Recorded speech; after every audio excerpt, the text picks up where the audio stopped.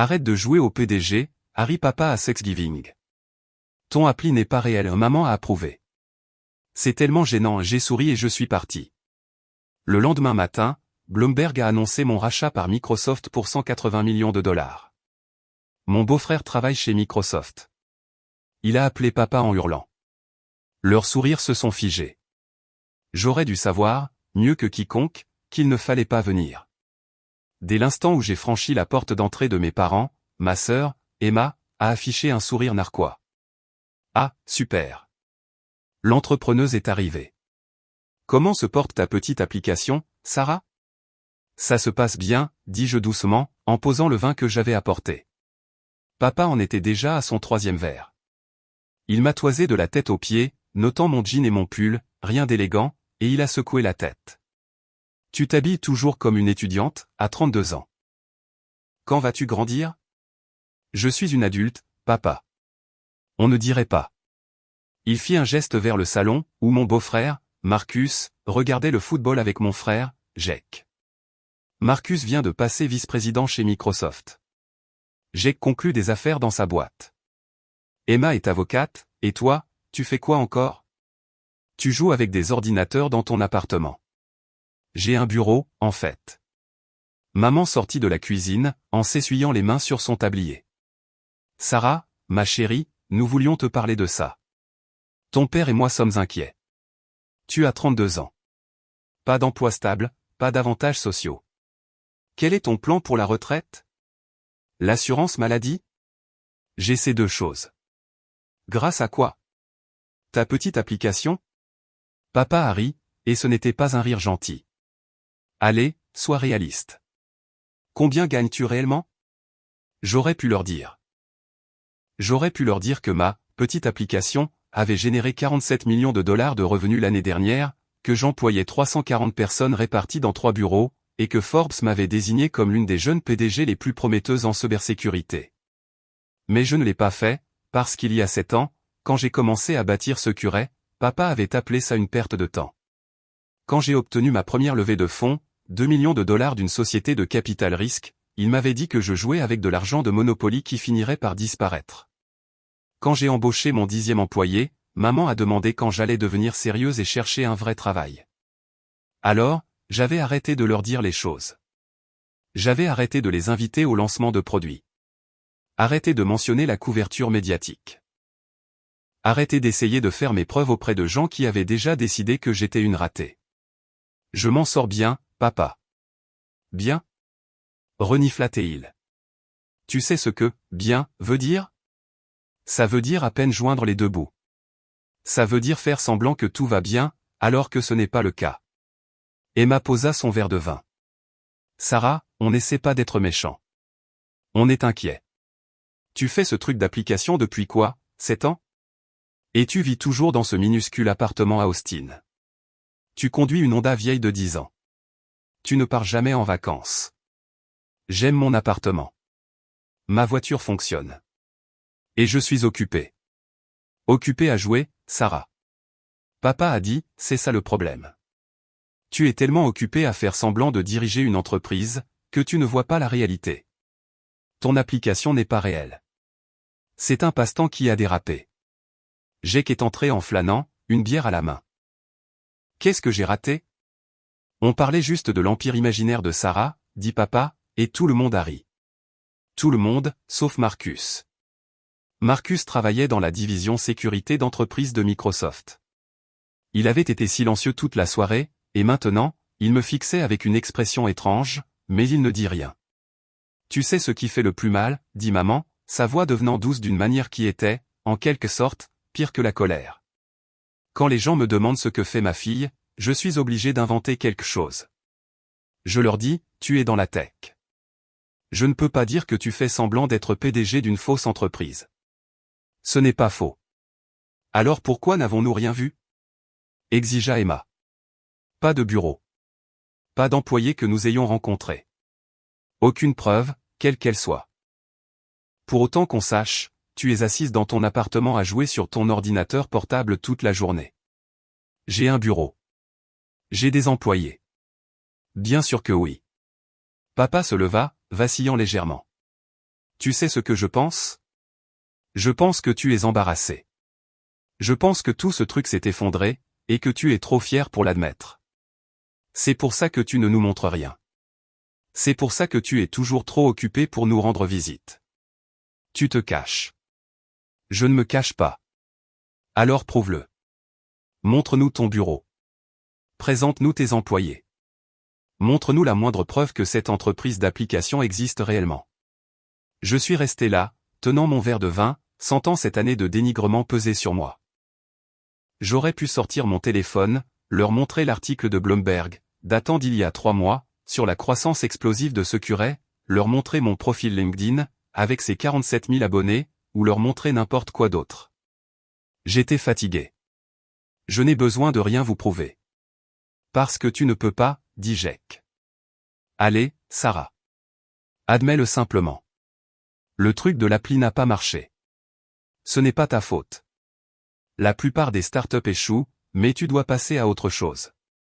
Trouve un vrai travail. C'est gênant de te voir t'accrocher à ce fantasme. Ma carrière n'est pas un fantasme. Arrête de jouer, Sarah. Papa Harry, disant cela comme une chute de blague. C'est ce que tu as besoin d'entendre. Arrête de jouer. Arrête de faire semblant. Arrête de gâcher ta vie sur quelque chose qui n'est pas réel. Ton application n'est pas réelle, ajouta maman. Et plus tôt tu l'accepteras, plus tôt tu pourras bâtir une véritable carrière. J'ai regardé autour de la pièce. J'ai regardé mon père, ivre et méprisant. Ma mère, embarrassée par mon existence. Mes frères et sœurs, souriant d'un air suffisant comme s'ils avaient gagné quelque chose. Et Marcus, qui n'avait toujours pas dit un mot, se contentant de m'observer avec cette expression étrange. Je dois y aller. Oh, allez, dit Emma. Ne sois pas dramatique. On est juste honnête. Vous êtes cruel. Nous sommes réalistes, dit papa. Quelqu'un doit te dire la vérité. Ton application n'est pas réelle. Ton entreprise n'est pas réelle, et il est temps d'arrêter de jouer à faire semblant et de rejoindre le monde réel. J'ai posé mon verre de vin très soigneusement. Joyeux Thanksgiving. Je suis sorti. Derrière moi, j'ai entendu maman dire, elle est tellement sensible. On essaie juste d'aider. Je suis monté dans ma Honda de 10 ans, entièrement payée, sans aucune dette mais ça, il ne le savait pas et j'ai conduit jusqu'à mon minuscule appartement à Austin. Celui que je gardais parce que j'aimais le quartier et que je ne voyais aucune raison de déménager. Celui qui coûtait 2400 $ par mois, mais qui aurait pu en coûter 10 000 sans que je ne scie. Je n'ai pas pleuré. J'avais arrêté de pleurer à propos de ma famille il y a 3 ans. À la place, j'ai appelé ma directrice financière, Jennifer. Comment s'est passé Thanksgiving, demanda-t-elle. Papa m'a dit d'arrêter de jouer. Il a dit que mon application n'était pas réelle. Longue pause. Ils n'ont pas Google? Ton visage a été dans Forbes 2 fois. Ils ne cherchent pas. Ils ont décidé, il y a 7 ans, que j'étais une ratée, et rien ne changera leur avis. Quand est l'annonce de Microsoft? J'ai vérifié ma montre. Dans 14 heures. Oh, dit Jennifer doucement. Oh, non. Oh, que si. Sarah. Marcus va. Je sais que ton père va. Je sais que ça va être. Je sais. Une autre pause. Ça va aller? J'ai regardé mon reflet dans le rétroviseur. 32 ans, ayant bâti une entreprise de 180 millions de dollars à partir de rien, sur le point de conclure la plus grande acquisition de l'histoire de la cybersécurité, et ma famille pensait que j'étais au chômage. Je vais bien. À lundi. J'ai raccroché et je suis entré dans mon minuscule appartement, 220 mètres carrés, 2 chambres, unité d'angle avec un balcon surplombant la ville. J'avais acheté le bâtiment entier il y a 2 ans. Ma famille ne le savait pas non plus. Je me suis versé un vrai verre et j'ai attendu le matin. Bloomberg a publié l'article à 6h47, heure de l'Est. Microsoft acquiert Securay pour 180 millions de dollars en espèces. L'accord marque la plus grande acquisition en cybersécurité du géant de la technologie cette année. Sarah Chin, 32 ans, rejoindra Microsoft en tant que vice-présidente de la sécurité d'entreprise. Mon téléphone a commencé à sonner à 6h51. Jennifer, c'est en ligne. Mon responsable des relations publiques, David, déjà 23 demandes médias. Mon investisseuse principale, Catherine, félicitations. C'est extraordinaire. J'ai fait du café et j'ai regardé mon téléphone s'illuminer de notifications, de SMS d'employés, de mails de journalistes, et mon LinkedIn explosé de félicitations. À 7h14, mon beau-frère Marcus a appelé. J'ai répondu. Sarah. Sa voix tremblait. Sarah, je dois. Est-ce que tu sais? Bonjour, Marcus. Je travaille dans la sécurité d'entreprise. J'ai vu l'annonce. J'ai vu ton nom. J'ai vu ton visage. J'ai assisté à des réunions sur cette acquisition depuis 6 semaines et je n'ai pas. Ton nom de famille est Chin, mais il y a 1 million de Chen, et je n'ai jamais pensé. Sarah, est-ce que tu es la Sarah Chin? Oui. Securet. Tu es la PDG de Securet. Je l'étais. Maintenant, je suis ta nouvelle vice-présidente. Oh mon Dieu. Longue pause. Oh mon Dieu. Hier soir. Thanksgiving. Ton père. Il a dit. Nous avons tous dit. Je me souviens de ce que tu as dit, Sarah. Je ne savais pas. Je jure que je ne savais pas.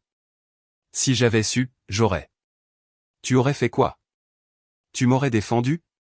Tu leur aurais dit la vérité? Silence. Tu savais que quelque chose clochait, dis-je doucement. J'ai vu ton visage hier soir. Tu avais des soupçons, mais tu n'as rien dit. Je n'étais pas sûr. Je pensais peut-être que. Mais ta famille était tellement certaine que tu étais une ratée, au chômage, jouant à faire semblant. Je suis tellement désolé. Appelles-tu pour t'excuser, ou pour me prévenir? Quoi? Marcus, tu as assisté aux réunions sur cette acquisition. Tu connais les détails. Tu sais que je suis sur le point d'être ta patronne. Tu sais que le communiqué de presse a été publié il y a 15 minutes. Alors, je te le redemande, appelles-tu pour t'excuser, ou pour me prévenir que ma famille est sur le point de le découvrir? Son souffle se coupa. J'ai appelé ton père il y a 10 minutes. Il ne répond pas. Ta mère non plus. Sarah, quand ils vont voir ça? Je sais. Ton père a dit que ton application n'était pas réelle. Il a dit que tu jouais à faire semblant. Il t'a dit de trouver un vrai travail. Il l'a fait. C'est une acquisition à 180 millions. C'est le cas. Sarah, toute ta famille va réaliser qu'ils se sont trompés sur ton compte depuis 7 ans. Oui, j'en suis consciente. Qu'est-ce que tu vas faire? Rien. Je vais faire mon travail. Je vais aider Microsoft à intégrer Securet. Je vais gérer ma nouvelle équipe. Ce qui arrive avec ma famille est leur problème maintenant, pas le mien. Ils vont probablement t'appeler. Qu'est-ce que tu vas dire? J'ai réfléchi à ça. J'ai pensé à 7 ans de dénigrement, 7 ans de moquerie, 7 ans à être traité comme une source d'embarras. Je ne sais pas encore. À 7h43, mon père a appelé. J'ai laissé aller sur la messagerie. Il a rappelé à 7h46, puis à 7h52 et à 8h03. À 8h15, il a laissé un message vocal. Je l'ai écouté sur haut-parleur pendant que je préparais le petit déjeuner. Sarah, je viens de voir. Je viens de. Rappelle-moi tout de suite. Rappelle-moi immédiatement. Maman a appelé à 8h21. Je n'ai pas répondu. Emma a appelé à 8h34. Jake a appelé à 8h47. À 9h, j'avais 17 appels manqués et 12 messages vocaux. Je les ai écoutés en mangeant mon petit déjeuner. Maman, Sarah. Chérie, j'ai vu les nouvelles. Est-ce que c'est réel? Appelle-moi. Emma, putain de merde, Sarah. Putain de merde. Appelle-moi tout de suite. Jake, ok, donc apparemment tu es millionnaire. C'est quoi ce bordel? Appelle-moi. Papa, encore, Sarah Marie Chin, décroche le téléphone. On doit parler de ça. De ce que j'ai dit hier soir. Je n'ai pas appelle-moi, c'est tout. Marcus, ton père est en train de perdre la tête. Ta mère pleure. Emma fait de l'hyperventilation. Jake ne cesse de dire c'est quoi ce bordel, encore et encore. Sarah, s'il te plaît, tu dois les appeler. Je les ai tous supprimés et je suis allé courir. La conversation de groupe de ma famille avait explosé. Je l'ai fait défiler pendant ma marche de récupération. Papa, 7h51, Sarah, appelle-moi. Maman, 7h53, Sarah, s'il te plaît, appelle-nous immédiatement. Emma, 8h02, Sarah, c'est quoi ce putain de bordel? Jake, 8h15, est-ce que tu as vraiment vendu ton entreprise à Microsoft pour 180 millions de dollars? Emma, 8h17, Bloomberg dit que tu rejoins l'entreprise en tant que VP. Emma, 8h18, Forbes t'a appelé une étoile montante de la cybersécurité. Jake, 8h19, il y a des articles sur toi. Jake, 8h20, Jean, beaucoup d'articles. Maman, 8h23, ma chérie, nous devons parler de ça. Papa, 8h34, Sarah, ce n'est pas drôle. Réponds à ton téléphone. Emma, 8h41, je viens de trouver ton LinkedIn. 47 000 abonnés. Emma, 8h42, tu es passé sur CNBC. Jake, 8h45, il y a un article de TechCrunch d'il y a 6 mois qui te qualifie de visionnaire en cybersécurité. Marcus, 8h51, elle ne répond à personne. Papa, 9h03, Sarah Marie, appelle-moi tout de suite. Maman, 9h07, nous sommes tous très confus et nous avons besoin de te parler. Emma, 9h12, attends, est-ce qu'elle a bâti ce curé? Elle n'y travaillait pas juste comme employée? Jake, 9h15, elle l'a fondé il y a 7 ans. Jake, 9h16, elle a été la PDG tout ce temps. Emma, 9h18, donc quand on se moquait de sa petite appli. Jake, 9h19, c'était une entreprise à 180 millions de dollars. Marcus, 9h24, j'ai assisté à des réunions sur ce curé depuis 6 semaines. C'est la plateforme de sécurité d'entreprise la plus sophistiquée de l'industrie. Tout le monde chez Microsoft est excité par cette acquisition.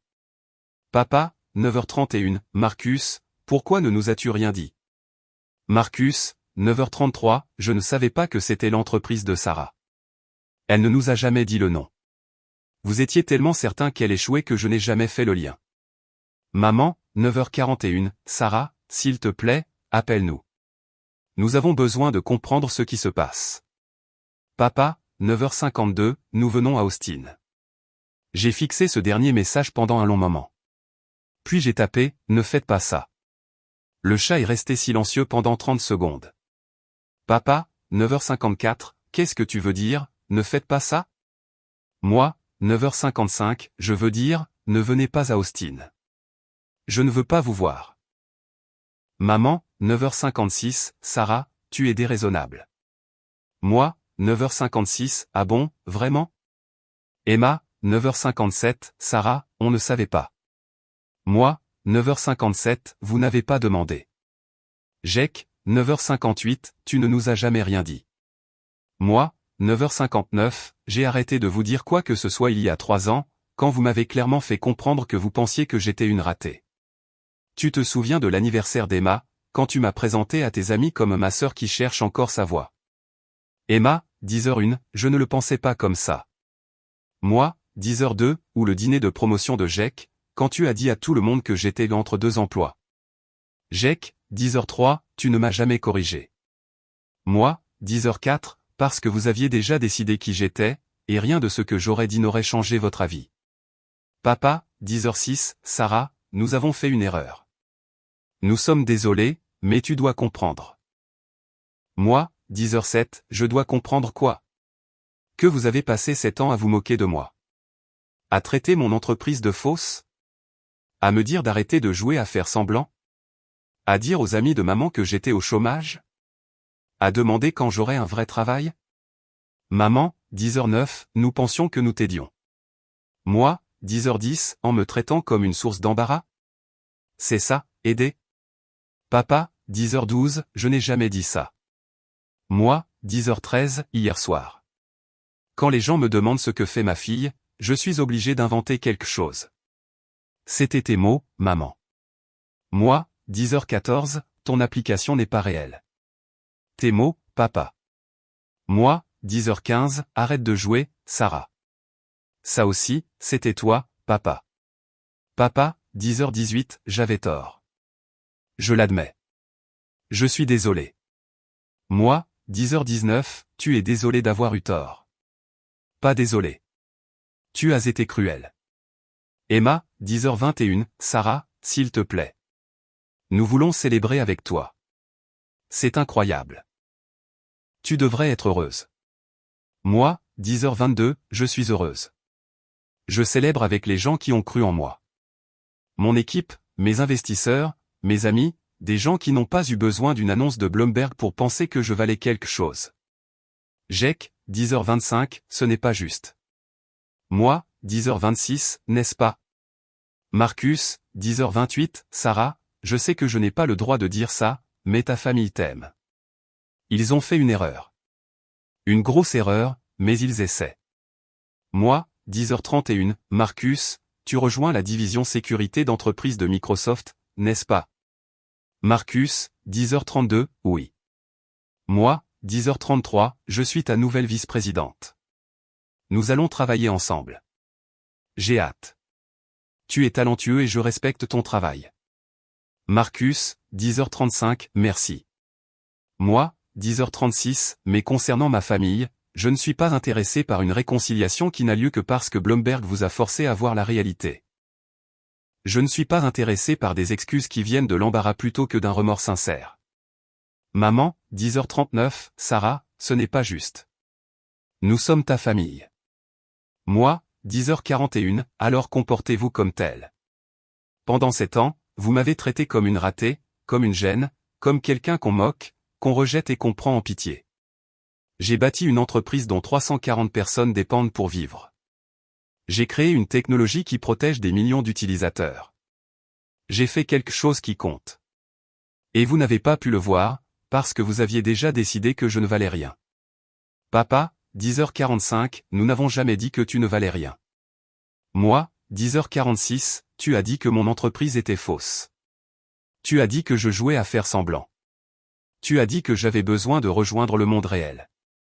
Quelle est la différence?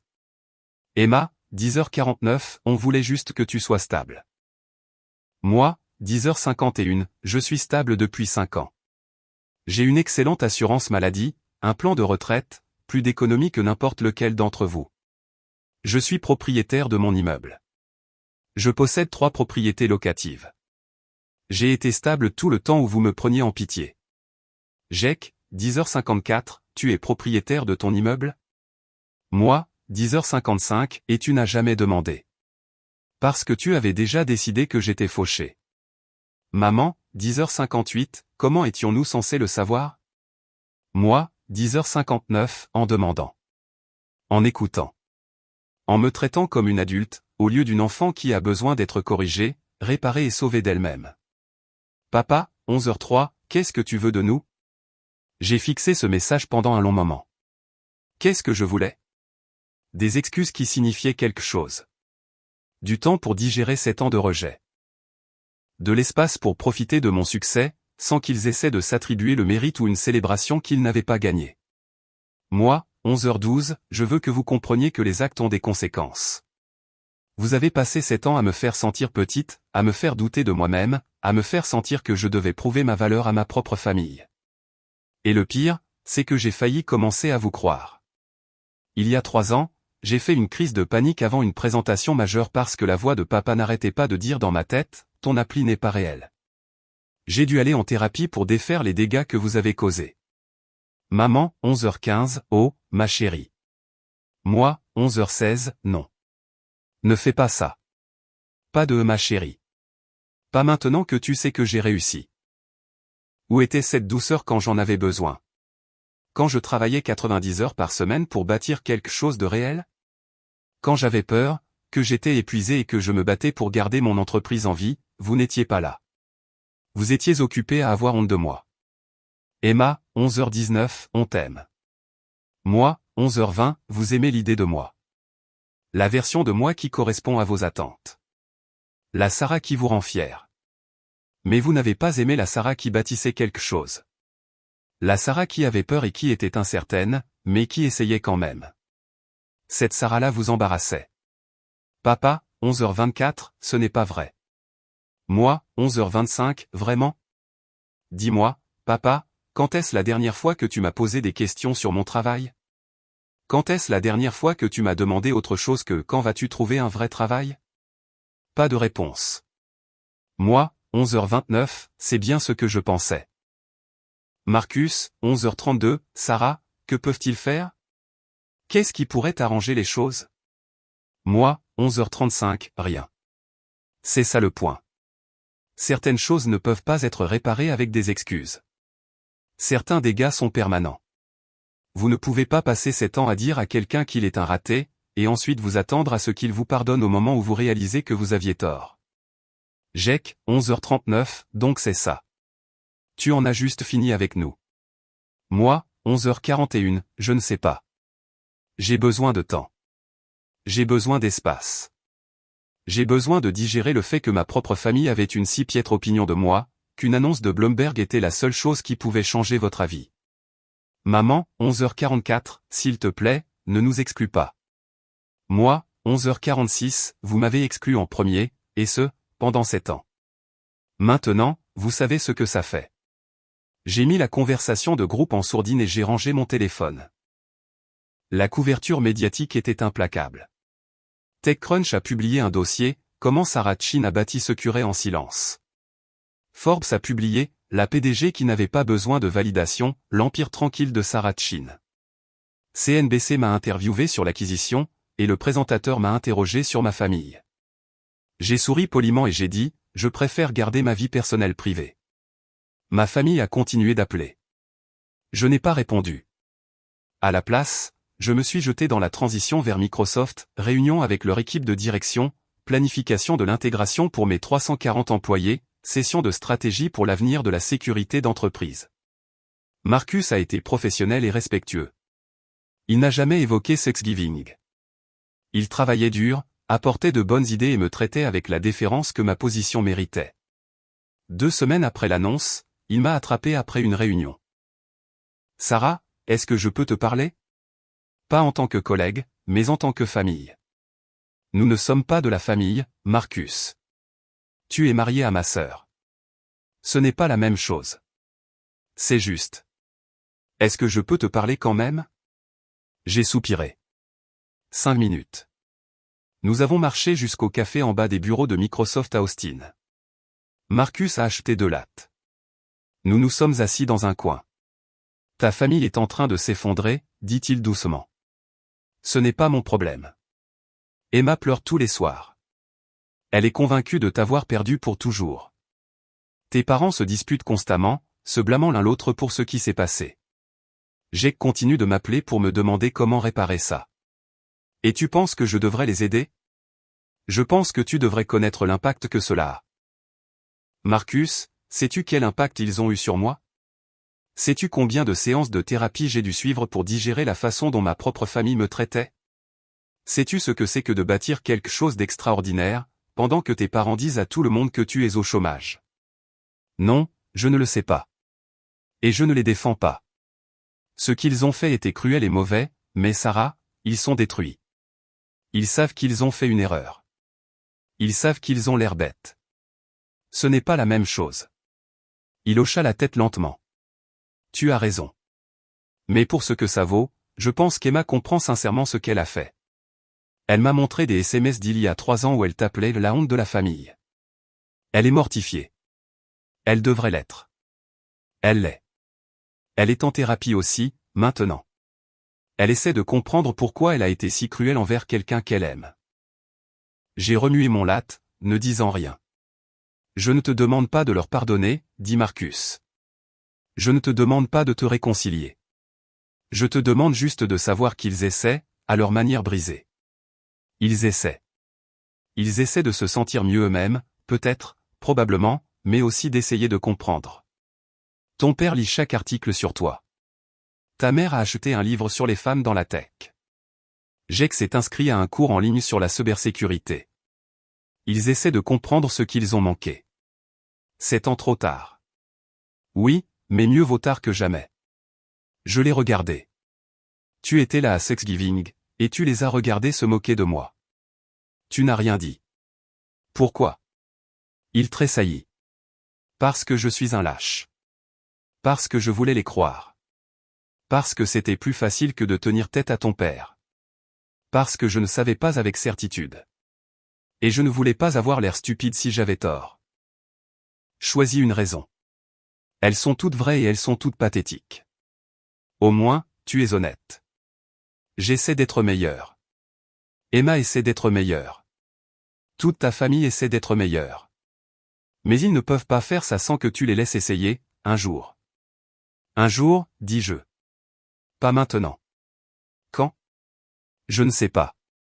Quand je serai prête, quand j'aurai digéré ça, quand je pourrai les regarder sans sentir cette année de rejet m'écraser la poitrine. Quand leurs excuses viendront d'un remords sincère, au lieu de l'embarras. Quand je croirai qu'ils ont réellement changé. Marcus hocha la tête.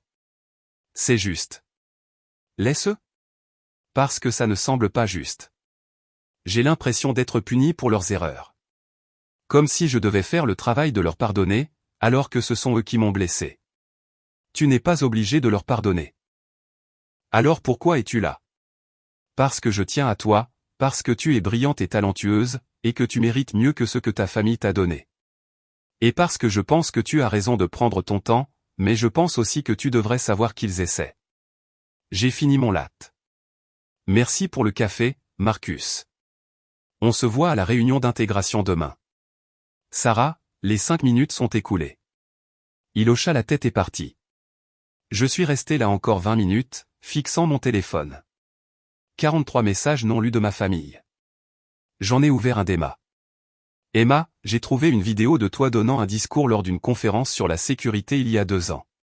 Tu étais brillante, confiante, drôle, tout ce que je n'ai jamais vu parce que j'étais trop occupé à te juger. Je suis tellement désolé de ne pas avoir demandé à voir cette facette de toi. Je suis tellement désolé d'avoir décidé qui tu étais, au lieu d'apprendre qui tu étais devenu. Je t'aime. Je suis fier de toi, et je comprends si tu ne veux plus jamais me parler. J'ai fermé le message sans répondre. L'intégration chez Microsoft était terminée. La technologie de Secure alimentait désormais la sécurité d'entreprise pour 200 000 entreprises dans le monde. Mon équipe prospérait. Ma carrière était exactement là où je le voulais. Ma famille continuait d'envoyer des SMS. Pas tous les jours, plus de supplications. Juste des messages de soutien discrets. Maman, vue sur CNBC aujourd'hui. Tu étais merveilleuse. Papa, lut ton interview dans le Wall Street Journal. Très impressionné. Emma, ton équipe a posté au sujet d'un prix de l'industrie remporté. Félicitations. Jake, trouvé un article sur l'impact de Secure sur la sécurité des soins de santé. Tu sauves des vies. C'est incroyable.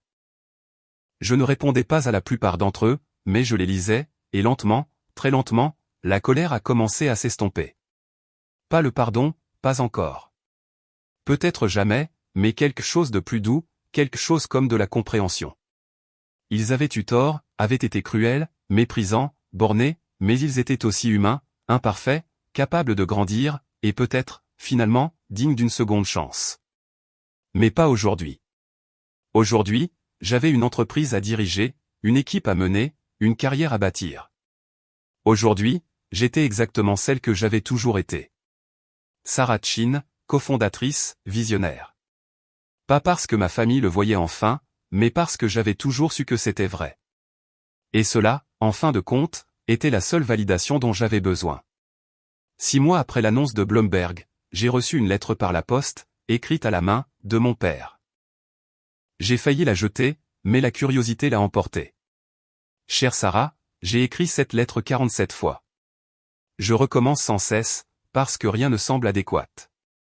Rien ne capture l'ampleur de mon erreur. Je ne t'ai pas vu pendant 7 ans. Je te regardais et je voyais l'échec. Je voyais l'embarras. Je voyais quelqu'un qui avait besoin d'être réparé. Je n'ai jamais vu la brillance, la vision, le courage, la détermination. Je n'ai jamais vu ma fille bâtir un empire, pendant que je lui disais de trouver un vrai travail. Je n'attends pas le pardon. Je ne le mérite pas. Mais j'ai besoin que tu saches que je te vois, maintenant. Je vois ce que tu as bâti. Je vois ce que tu as accompli. Je vois la force qu'il a fallu pour continuer quand ta propre famille doutait de toi. Je te vois, Sarah, enfin, vraiment, complètement. Et je suis si désespérément désolé qu'il ait fallu une annonce de Bloomberg pour m'ouvrir les yeux. Je t'aime. Je suis fier de toi. Et je comprends si cela ne signifie plus rien. Papa. J'ai plié la lettre soigneusement, je l'ai mise dans le tiroir de mon bureau, et je me suis remise au travail. Peut-être qu'un jour je répondrai. Peut-être qu'un jour je pardonnerai.